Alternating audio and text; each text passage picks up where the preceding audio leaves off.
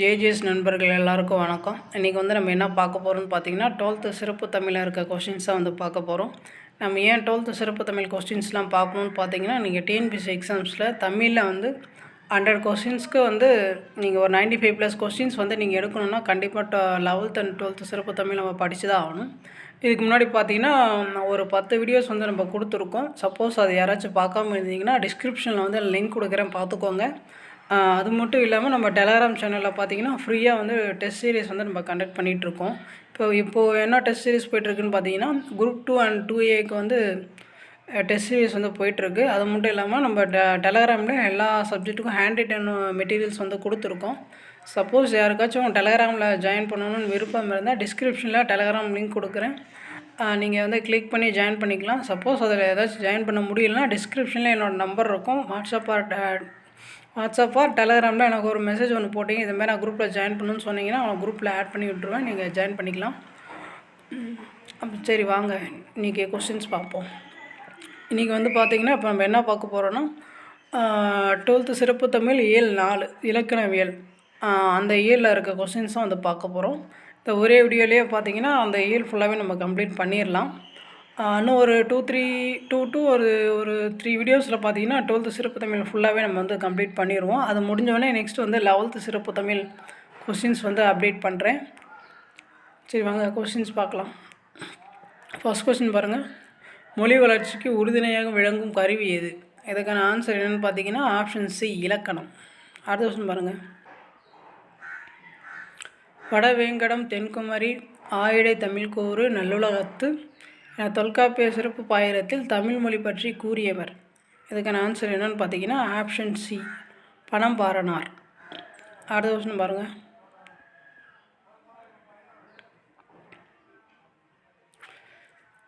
இந்தோ ஆரிய மொழிகளாகிய இன்றைய சமஸ்கிருதம் இந்நாட்டில் எழுவதற்கு முன்னாலேயே திராவிட மொழிகள் வழக்கில் இருந்துள்ளன என்று கூறிய மொழியில் அறிஞர் யாருன்னு கேட்டிருக்காங்க. அதுக்கான ஆன்சர் என்னென்னு பார்த்தீங்கன்னா ஆப்ஷன் ஏ சா அகத்தியலிங்கம், அவர் தான் சொல்லியிருப்பார்.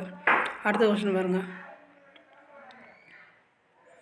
தமிழே மிகவும் பண்பட்ட மொழி, தனக்கே உரிய வளம் வாய்ந்த இலக்கிய செல்வங்களை பெற்றிருக்கும் மொழி என கூறியவர். இதுக்கான ஆன்சர் என்னன்னு பார்த்தீங்கன்னா ஆப்ஷன் ஏ மேக்ஸ் முல்லர்.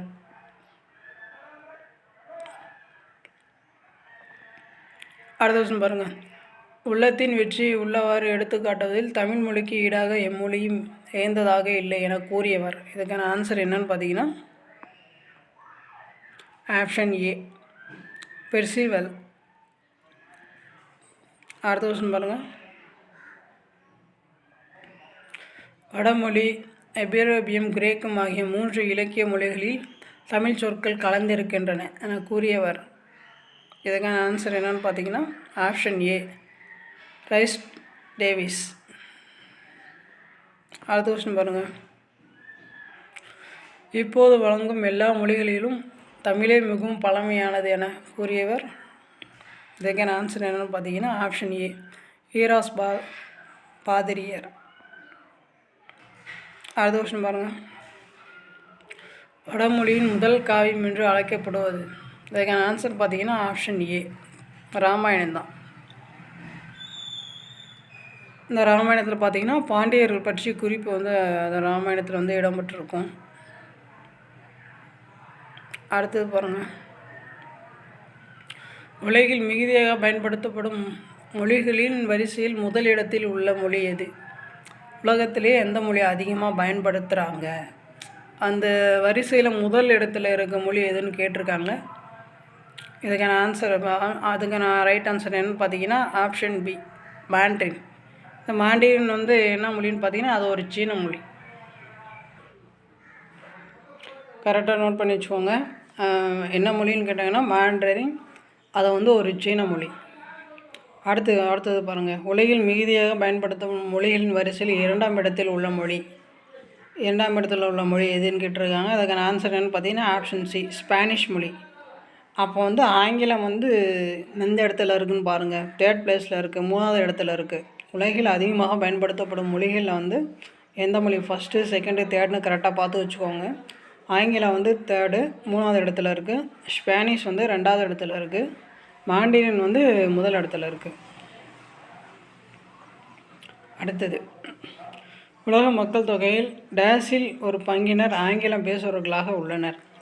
இதுக்கான ஆன்சர் என்னன்னு பார்த்தீங்கன்னா ஆப்ஷன் பி 3. மூன்றில் ஒரு பங்கு மக்கள் வந்து ஆங்கிலம் பேசுகிறாங்க உலகத்தில். அடுத்தது, எத்தனை நாடுகளில் அரசு அலுவல் மொழியாக ஆங்கிலம் பயன்படுத்தப்படுகிறது? இதுக்கான ஆன்சர் என்னன்னு பார்த்தீங்கன்னா ஆப்ஷன் சி 67 நாடில் வந்து ஆங்கிலம் வந்து அரசு அலுவல் மொழியாக வந்து பயன்படுத்திகிட்டு இருக்காங்க. கரெக்டாக பார்த்துக்கோங்க, எத்தனை நாட்டில்னா 67 நாடுகளில். அடுத்த கொஸ்டின் பாருங்கள். ஆங்கிலம் என்பதன் மூலச்சொல் இங்கிலீஷ். ஆங்கிலத்தோட மூலச்சொல் என்னன்னு கேட்டிருக்காங்க. இதுக்கான ஆன்சர் என்னன்னு பார்த்தீங்கன்னா ஆப்ஷன் சி ஏங்கில்ஸ். அடுத்த கொஸ்டின் பாருங்கள். எங்கு வாழ்ந்த ஆங்கிலோ சாக்சன் என்ற சிறு குழுவினால் பேசப்பட்ட ஆங்கிலம் இன்று உலகம் முழுவதும் பேசப்படுகிறது. இந்த ஆங்கில மொழி வந்து பார்த்திங்கன்னா ஆங்கிலோ சாக்சன் என்ற ஒரு சிறு குழு இருந்தாங்க. அவங்க பேசின மொழி தான் இன்றைக்கி உலகம் ஃபுல்லாக வந்து பரவி இருக்குது. அந்த சிறு குழு வந்து எங்கே இருந்தாங்க அதை மாதிரி கேட்டிருக்காங்க. அதுக்கான ஆன்சர் பார்த்திங்கன்னா இங்கிலாந்து. அடுத்து, சொல்லமைப்பின் அடிப்படையில் மொழி நிலைகள் டேஸ் வகைப்படும். இதுக்கான ஆன்சர் பார்த்திங்கன்னா 3 வகைப்படும். என்னென்ன வகைன்னு பார்த்துக்கோங்க. தனிநிலை, உட்பிணைப்பு நிலை, ஒட்டுநிலை. இந்த 3 கரெக்டாக பார்த்துக்கோங்க. அடுத்தது பாருங்கள். சரியான கூற்று எது? சீன மொழியில் மீன் எனும் சொல் மக்களை குறிக்கும். லிக் என்னும் சொல் வலிமையை குறிக்கும். இதுக்கான ஆன்சர் பார்த்திங்கன்னா 2மே சரி தான். கரெக்டாக பார்த்துக்கோங்க. சீன மொழியில் வந்து மின் என்ற சொல் வந்து யாரை குறிக்கும்னா மின் என்றால் மக்களை குறிக்கும். லிக் என்ற சொல் வந்து வலிமையை குறிக்கும். அடுத்த கொஸ்டின் பாருங்கள். சொற்கள் ஒன்றோடு ஒன்று ஒட்டாமல் தனித்தனியாக நின்று பொருள் உணர்த்துவது. இதுக்கான ஆன்சர் பார்த்திங்கன்னா ஆப்ஷன் ஏ தனிநிலை, ஐசோலேட்டிவ் லாங்குவேஜ். அதை பார்த்துக்கோங்க. எது கொடுத்துருக்குன்னா கலைச்சொல் சப்போஸ் கேட்டாங்கன்னா அதுக்காக தான் கொடுத்துருக்கேன். ப்ராக்கெட்டில் இங்கிலீஷ் கொடுத்துருக்கேன், அதை பார்த்துக்கோங்க. அடுத்த கொஸ்டின் பாருங்கள். அடிச்சொற்கள் 2 சேரும்போது 2 சிதைந்து ஒன்றுபட்டு நிற்பது. இதுக்கான ஆன்சர் என்னன்னு பார்த்தீங்கன்னா ஆப்ஷன் ஏ உட்பிணைப்பு நிலை. உட்பிணைப்பு நிலை வந்து இங்கிலீஷில் என்ன சொல்கிறாங்கன்னா இன்ஃப்ளெக்ஷனல் லாங்குவேஜ். அடுத்தது, ஐரோப்பிய மொழிகள் எந்த நிலையை சார்ந்தது? இதுக்கான ஆன்சர் என்னென்னு பார்த்தீங்கன்னா ஆப்ஷன் ஏ உட்பிணைப்பு நிலை. கரெக்டாக பார்த்துக்கோங்க. ஐரோப்பிய மொழிகள் வந்து எந்த நிலையை சார்ந்ததுன்னு கேட்டாங்கன்னா உட்பிணைப்பு நிலையை வந்து சார்ந்தது. அடுத்த கொஸ்டின் பாருங்கள். அடிச்சொற்கள் 2 சேரும்போது ஒன்று சிதைந்து மற்றொன்று சிதையாமல் இருப்பது. இதுக்கான ஆன்சர் என்னென்னு பார்த்தீங்கன்னா ஆப்ஷன் பி ஒட்டுநிலை. அடுத்த கொஸ்டின் பாருங்கள். கலைச்சொற்கள் கொஞ்சம் கொடுத்துருங்க, அது கொஞ்சம் ஜஸ்டமாக பார்த்துக்கோங்க. நெறிமுறைகள்லாம் ப்ரோட்டோகால்ஸ். ஸோ குறியீட்டு மொழிகள்லாம் மார்க்அப் லாங்குவேஜஸ். நிரல் மொழிகள்லாம் ப்ரோக்ராமிங் லாங்குவேஜஸ். செய்வினைனா ஆக்டிவ் வாய்ஸ், செயல்பாட்டு வினைனா பேசிவ் வாய்ஸ், பெயரடைனா அட்ஜெக்டிவ், ஸோ வினையடைனா அட்வெர்பு. அடுத்த கொஸ்டின் பாருங்கள். இது 12th சிறப்பு தமிழை தாண்டி நமக்கு ஜிஎஸ்க்கு வந்து நிறைய யூஸ் ஆகும். அதனால் நிறைய ஜிஎஸ்க்கு யூஸ் ஆகிற மாதிரி இன்ஃபர்மேஷன் தான் நிறையா இருக்குது. அதான் ஜென்ரலாக கொடுத்துருங்க. நீங்கள் கரெக்டாக வந்து நீங்கள் செப்பரேட்டாக ஒரு நோட் போட்டு நீங்கள் கரெக்டாக எழுதி வச்சுக்கோங்க எல்லாமே.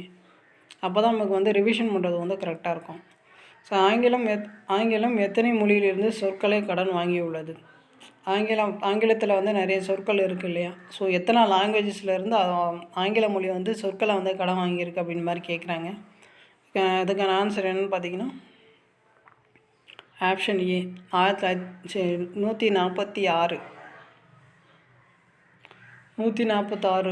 மொழிகள்லேருந்து ஆங்கிலம் வந்து சொற்களை வந்து கடன் வாங்கியிருக்கு. அடுத்தது,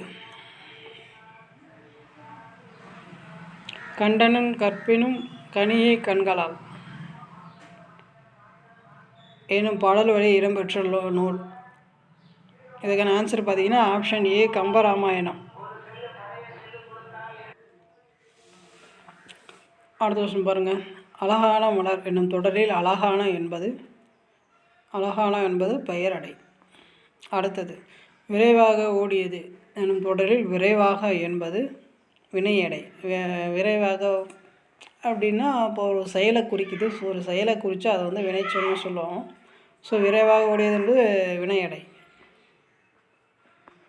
அடுத்தது கை என்பது அடிப்படையில் ஒரு டேஷ் பெயர்ச்சொல். அடுத்த கொஸ்டின் பாருங்கள். எல்லா சொல்லும் பொருள் குறித்தனவே என கூறும் நூல். எல்லா சொல்களுக்கும் பொருள் இருக்குது அப்படின்ற மாதிரி சொல்கிற நூல் எதுன்னு கேட்டிருக்காங்க. இதுக்கான ஆன்சர் என்னென்னு பார்த்தீங்கன்னா ஆப்ஷன் சி, தொல்காப்பியம். அடுத்தது பொருண்மை தெரிதலும் சன்மை தெரிதலும் சொல்லின ஆகும் என கூறும் நூல். இதுக்கான ஆன்சர் என்னென்னு பார்த்தீங்கன்னா ஆப்ஷன் ஏ, தொல்காப்பியம். அடுத்தது சூழல் கோட்பாடு டேஸ் வகைப்படும். இதுக்கான ஆன்சர் பார்த்தீங்கன்னா ஆப்ஷன் பி, 5. அடுத்த கொஸ்டின் களிப்பு என்பதன் பொருள். இதுக்கான ஆன்சர் என்னன்னு பார்த்தீங்கன்னா ஆப்ஷன் ஏ, மனமகிழ்ச்சி. அடுத்த கொஸ்டின் பாருங்கள். நாற்றம் என்னும் சொல்லின் பொருள். இதுக்கான ஆன்சர் என்னன்னு பாருங்கள். இதுக்கான ஆன்சர் என்னன்னு பார்த்தீங்கன்னா ஆப்ஷன் ஏ, நறுமணம். நாற்றம் என்னும் சொல்லின் பொருள் நறுமணம். அடுத்தது விலங்குகளை பொதுவாக குறித்த சொல். இதுக்கு முன்னாடி வந்து விலங்குகளை வந்து பொதுவாக குறித்த சொல் வந்து எதுன்னு கேட்டிருக்காங்க. இதுக்கான ஆன்சர் என்னென்னு பார்த்தீங்கன்னா ஆப்ஷன் பி, மான். மான் என்ற சொல் வந்து விலங்கை குறிக்கும். கரெக்டாக நோட் பண்ணி வச்சுக்கோங்க. மான் என்ற சொல் வந்து பொதுவாக வந்து விலங்குகளை தான் குறிக்கும். இப்போ வந்து ஒரு செப்பரேட்டாக ஒரு விலங்கை வந்து குறிக்குது. இதுக்கு முன்னாடி வந்து மான் என்ற சொல் வந்து பொதுவாக விலங்குகள் எல்லாத்தையுமே வந்து மானு தான் சொல்லிகிட்டு இருந்தாங்க முன்னாடி. அடுத்தது தன்மை என்பதன் பொருள். இதுக்கான ஆன்சர் பார்த்திங்கன்னா ஆப்ஷன் பி வரும், குளிர்ச்சி.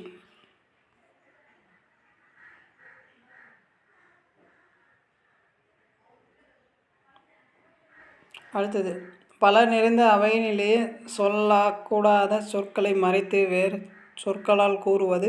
ஆப்ஷன் ஏ, இடக்கரடக்கல். அடுத்தது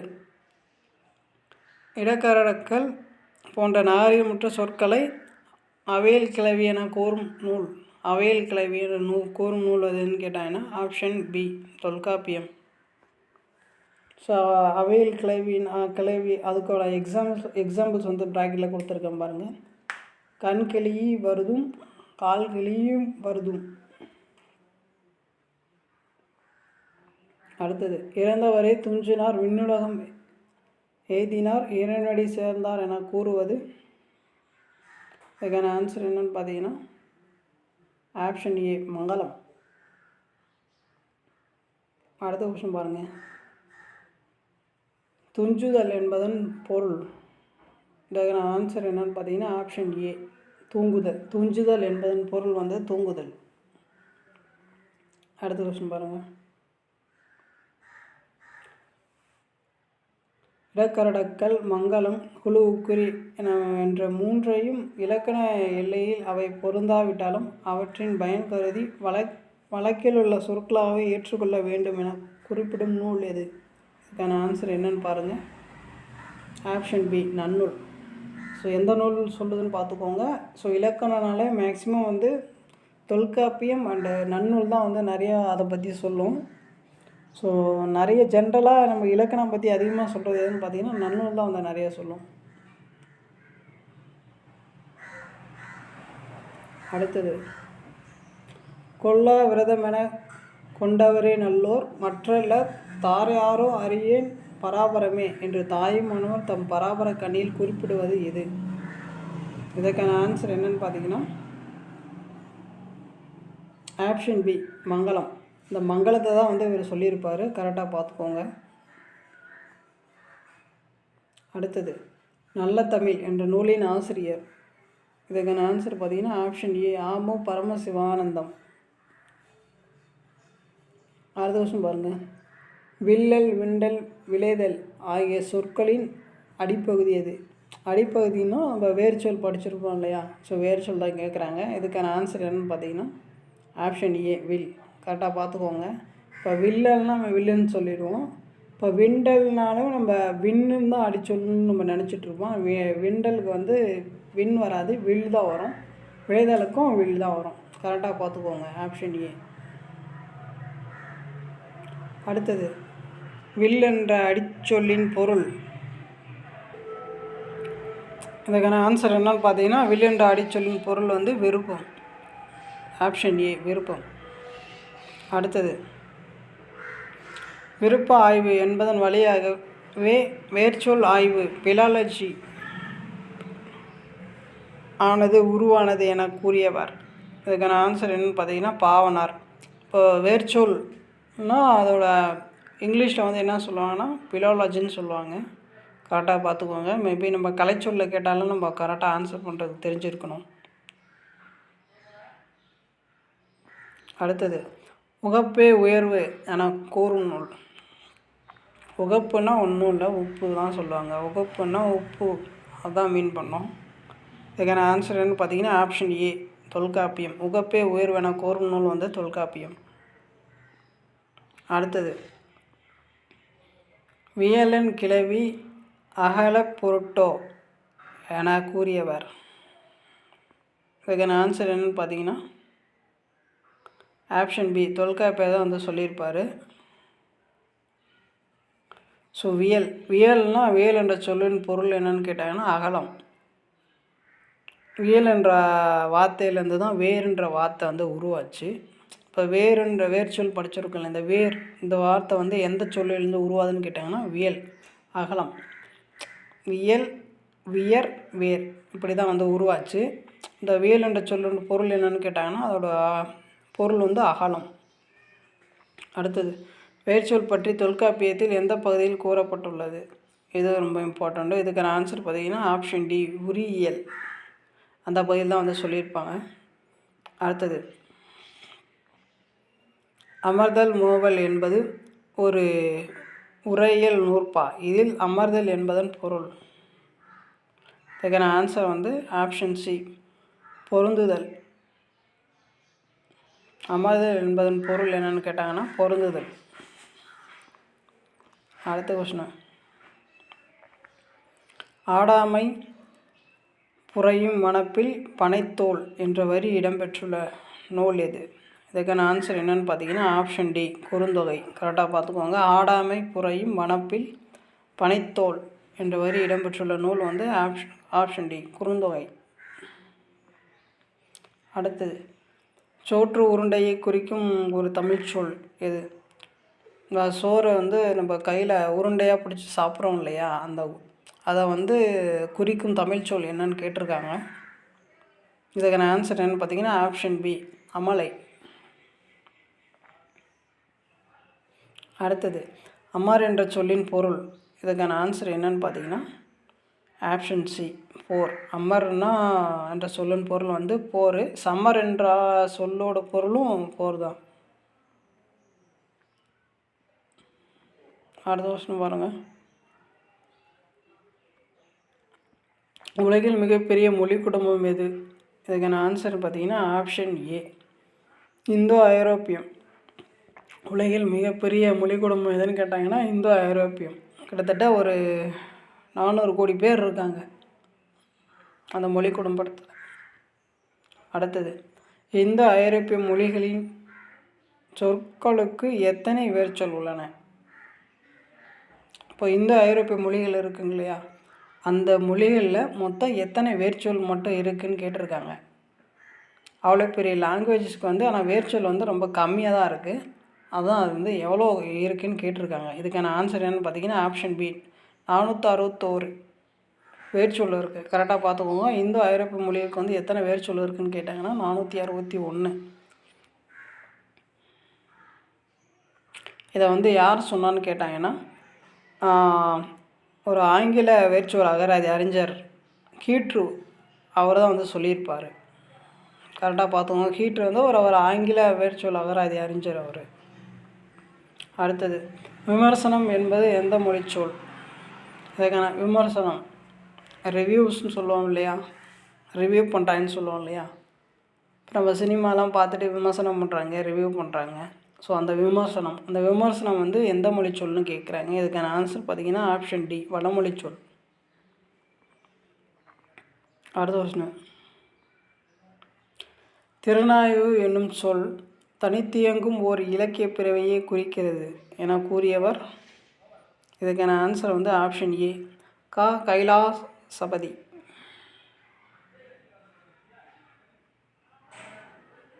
அடுத்தது, புதுமைப்பித்தன் எந்த மாவட்டத்தைச் சேர்ந்தவர்? இதுக்கான ஆன்சர் என்னன்னு பார்த்தீங்கன்னா ஆப்ஷன் பி, திருநெல்வேலி மாவட்டத்தைச் சேர்ந்தவர் புதுமைப்பித்தன். திறனாய்வு எவ்வாறு உருவாக்கப்படுகிறது என்பதை பற்றி கூறும் நூல். இதுக்கான ஆன்சர் என்னன்னு பார்த்தீங்கன்னா ஆப்ஷன் ஏ, தொல்காப்பியம். அந்த நூல் தான் வந்து திறனாய்வு எவ்வாறு உருவாக்கப்படுகிறது என்பதை பற்றி சொல்லுது. அடுத்தது, நச்சினார்க்கினியார் எந்த படைப்புகளுக்கு உரை எழுதியுள்ளார்? தொல்காப்பியத்துக்கு உரை எழுதியிருக்காரு, 10 பாட்டு நூல்களுக்கும் உரை எழுதியிருக்காரு, சீவக சிந்தாமணிக்கும் உரை எழுதியிருக்காரு. ஜென்ரலாக தான் டேட்டா கொடுத்துருக்காங்க 12th சிறப்பு தமிழில். இப்போ தொல்காப்பியத்தில் வந்து எல்லாத்துக்கும் உரை எழுதியிருக்கிறான்னு கேட்டால் கிடையாது. அதுக்குள்ளே இருக்க நிறைய சிறப்பு பயரங்கள்லாம் இருக்கும். அதில் வந்து கொஞ்சம் இதுக்கு அவர் வந்து எழுதியிருக்காரு. அது மாதிரி தான் வந்து ஸ்பெசிஃபிக்காக வந்து எதெல்லாம் எழுதியிருக்காருன்னு கொடுத்துருக்காங்க. கரெக்டாக பார்த்துக்கோங்க.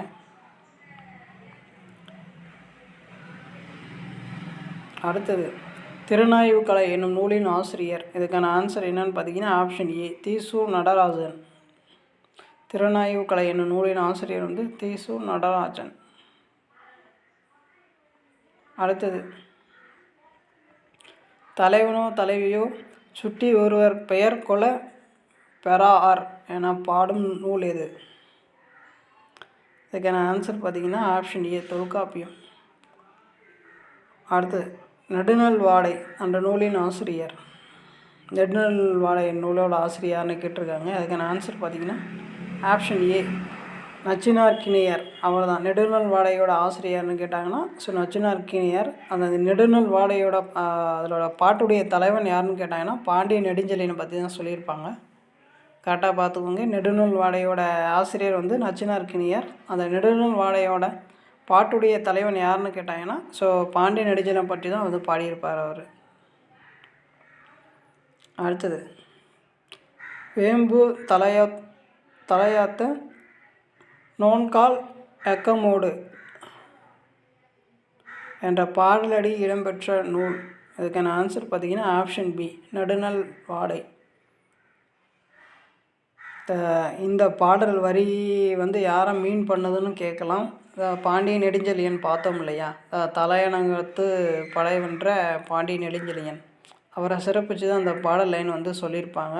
அதனால் எந்த நூலுன்னு பார்த்தீங்கன்னா நெடுநல் வாடையில் தான் சொல்லியிருப்பாங்க. இந்த நெடுநல் வாடை வந்து அகம் சார்ந்த நூலா புறம் சார்ந்த நூலான்னு கேட்டாங்கன்னா புறம் சார்ந்த நூல். அடுத்தது, திறனாய்வு என்பவள் முயற்சி உண்மை என்ற இருவருக்கும் தோன்றிய முதல் மகள் என கூறியவர்.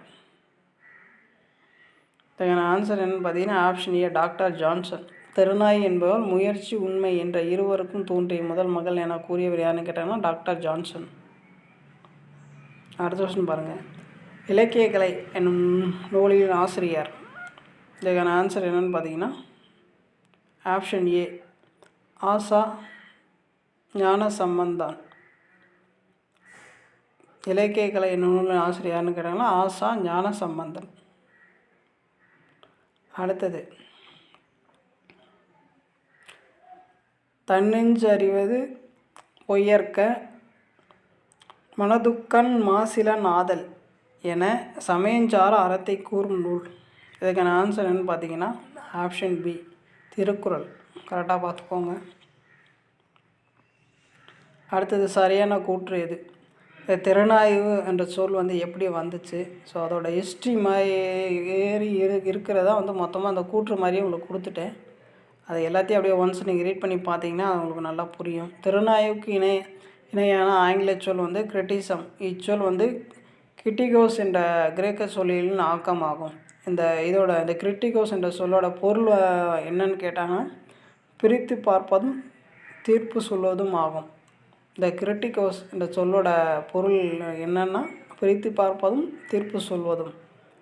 அடுத்தது, கிரிட்டிசம் என்பதை ஒரு கலைச்சொல்லாக முதலில் பயன்படுத்தியவர் வந்து யாருன்னு கேட்டாங்கன்னா ஜான் ட்ரைட்டன். அவர் தான் வந்து பயன்படுத்தியிருப்பார். அவர் ஒரு ஆங்கில கவிஞர். அடுத்தது, அதற்கு முன்னாலே கிரிட்டிக் என்ற சொல்லை வந்து பயன்படுத்தியவர் வந்து யாருன்னு கேட்டாங்கன்னா ஃப்ரான்சிஸ் பேக்கன். அவர் தான் வந்து பயன்படுத்தியிருப்பார்.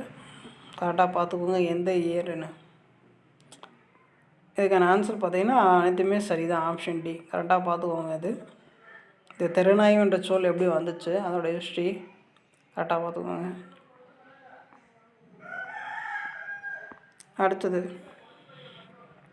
தமிழில் கிரிட்டிசம் என்ற சொல்லுக்கு இணையாக விமர்சனம் என்ற சொல்லை முதலில் பயன்படுத்தியவர் யார்? ஸோ இதுக்கான ஆன்சர் என்னன்னு பார்த்தீங்கன்னா ஆப்ஷன் சி ஆ முத்துசிவன். ஸோ எந்த இயர் அதை பயன்படுத்தினாருன்னு கரெக்டாக இயர் பார்த்துக்கோங்க. 1944 வந்து சொல்லியிருப்பார். தமிழில் வந்து கிரிட்டிசம் என்ற சொல்லுக்கு இணையாக விமர்சனம் என்ற சொல்லை பயன்படுத்தியவர் யாருன்னு கேட்டாங்கன்னா ஆ முத்துசிவன். எந்த இயர்னு கேட்டாங்கன்னா 1944. அடுத்தது, விமரிசை என்ற வடமொழி சொல்லுக்கு இணையாக திறனாய்வு என்ற சொல்லை வழக்கத்தில் விட்டவர் யார்? ஆல்ரெடி நம்ம படித்தோம். இந்த விமர்சனம் அது வந்து வடமொழி சொல்லு நம்ம ஆல்ரெடி இந்த இதுக்கு முன்னாடி அந்த கொஷின்ஸ்லேயே நம்ம பார்த்துருக்கோம். அந்த விமரிசை என்ற வடமொழி சொல்லுக்கு இணையாக திறனாய்வு என்ற சொல்லை வழக்கத்தில் விட்டவர் யாருன்னு கேட்டிருக்காங்க. இதுக்கான ஆன்சர் என்னென்னு பார்த்தீங்கன்னா ஆப்ஷன் ஏ ஆசா ஞான சம்பந்தம். அவர் தான் வந்து சொல்லியிருப்பார். அடுத்தது, குலப்பகுப்பாய்வு கோட்பாட்டை உருவாக்கியவர். இதுக்கான ஆன்சர் என்னென்னு பார்த்தீங்கன்னா சிக்மண்ட் ஃப்ராய்டு. அவர் தான் வந்து உருவாக்கியிருப்பார். ஆப்ஷன் ஏ தான் ரைட்டு. அடுத்தது, சமுதாய ஏற்ற இறக்கங்களுக்கு பொருளோ அடிப்படை காரணம் என்பதை சுட்டிக்காட்டியவர். சமுதாய ஏற்ற இறக்கங்களுக்கு பொருளே அடிப்படை காரணம் என்பதை சுட்டிக்காட்டியவர் யாருன்னு கேட்டிருக்காங்க. இதுக்கான ஆன்சர் பார்த்திங்கன்னா ஆப்ஷன் சி கார்ல் மார்க்ஸ். அவர் தான் வந்து சொல்லியிருப்பார். அடுத்தது, மிதவை என்னும் நாவலின் ஆசிரியர். இதுக்கான ஆன்சர் வந்து ஆப்ஷன் ஏ நாஞ்சில் நாடன். அடுத்தது, இலக்கிய விமர்சனம் என்ற நூலின் ஆசிரியர். இதுக்கான ஆன்சர் என்னன்னு பார்த்தீங்கன்னா ஆப்ஷன் டி ரகுநாதன். கரெக்டாக பார்த்துக்கோங்க. இலக்கிய விமர்சனம் என்ற நூலின் ஆசிரியர் வந்து ஆப்ஷன் டி ரகுநாதன்.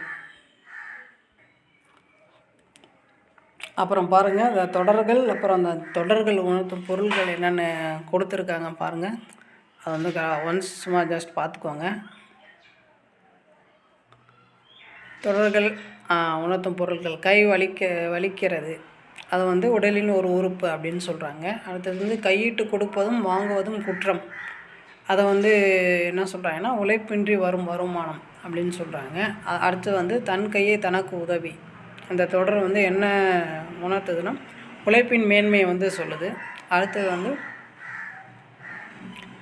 கைக்கு எட்டியது வாய்க்கு எட்டவில்லை, இது வந்து என்ன சொல்லுதுன்னா அருகில் என்னும் பொருள் அதை வந்து மீன் பண்ணுது. அடுத்தது வந்து கல்வனை கையும் களவுமாக பிடித்தனர், ஒரு செயலை நேரடியாக பார்த்தல். இப்போ நம்ம நேரடியாக பார்த்தா தானே ஒருத்தர் நம்ம பிடிக்க முடியும், திருடன், அதை வந்து சொல்லியிருக்காங்க. முருகன் வள்ளியை கைப்பிடித்தான், திருமணம் புரிதல், கல்யாணம் பண்ணிக்கிறாங்க, அதை தான் வந்து சொல்லியிருக்காங்க. அடுத்தது கண்ணனை ஒரு கை பார்த்து விட வேண்டும், இது வந்து என்ன மீன் பண்ணதுன்னா சரியான பாடம் கற்பித்தல், அதை வந்து பொருள் உணர்த்தது. அடுத்து வந்து ஆட்டத்தில் ஒரு கை குறைகிறது, இது வந்து என்ன சொல்லுதுன்னா ஒரு ஆள் எண்ணிக்கை, ஒரு ஆள் தேவை என்ற மாதிரி பொருள் உணர்த்தது. அவ்வளோதான். இதோட 12th சிறப்பு தமிழ் 7 வந்து ஃபுல்லாக கம்ப்ளீட் பண்ணியாச்சு. உங்களுக்கு ஏதாச்சும் டவுட்ஸ், ஏதாச்சும் ஃபீட்பேக் இருந்தால் நீங்கள் கமெண்ட் பண்ணலாம். அப்புறம் நம்ம சேனல் இப்போ தான் பார்க்குறீங்கன்னா கொஞ்சம் சப்ஸ்கிரைப் பண்ணுங்கள், சப்போர்ட் பண்ணுங்கள், ஃப்ரெண்ட்ஸுக்கு வந்து ஷேர் பண்ணுங்கள். அப்புறம் வந்து நம்ம டெலகிராம் சேனலில் ஃப்ரீயாக டெஸ்ட் சீரியஸ் இருக்குது. உங்களுக்கு யாராவது ஜாயின் பண்ணணுன்னா நீங்கள் நம்ம டிஸ்கிரிப்ஷனில் லிங்க் இருக்கும், ஜாயின் பண்ணிக்கலாம் கிளிக் பண்ணி. சப்போஸ் ஜாயின் பண்ண முடியலனா அதில் என்னோடய கான்டாக்ட் நம்பர் இருக்கும். நீங்கள் வந்து எனக்கு இதுமாரி டெலகிராம் வாட்ஸ்அப்பில் மெசேஜ் பண்ணி இதுமாதிரி நான் ஜாயின் பண்ணணுன்னு சொன்னீங்கன்னா அவங்க குரூப்பில் ஆட் பண்ணி விட்டுருவேன். நீங்கள் ஜாயின் பண்ணி ப்ராக்டிஸ் பண்ணிக்கலாம். இன்னும் ஒரு 2 இல்லை 3 வீடியோஸில் வந்து 12th சிறப்பு தமிழை வந்து நம்ம கம்ப்ளீட் பண்ணிடுவோம். ஓகேங்களா? சரி, ஓகே. தேங்க்யூ.